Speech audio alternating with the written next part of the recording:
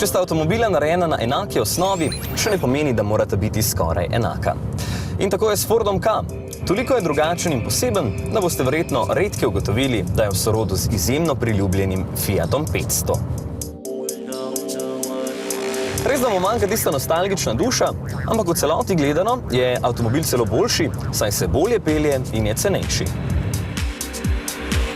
Od prve generacije v dolžino presenetljivo ni zrastel, le širše je za par milimetrov.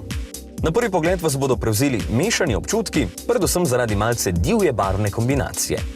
Ta se je izkazala za ne povsem posrečeno, ker se zelene površine hitro umažejo. Tako je volanski obroč po skoraj 18 tisoč prevoženih kilometrih že potreben čiščenja. Tudi volanski gumbi bi bili ob zgornji polovici bolj dostopni.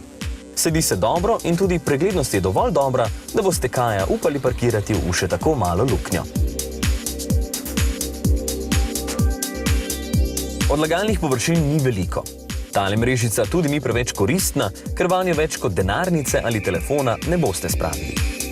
Pri Fordu s Kajem ciljajo predvsem na ženske, zato mi ni jasno, zakaj senčniki niso osvetljeni.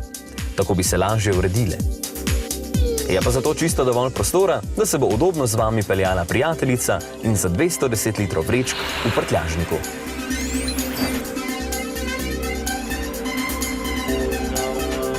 Dobro tono težkega Kaja poganja Fiatov 1,3-litrski turbodizelski motor.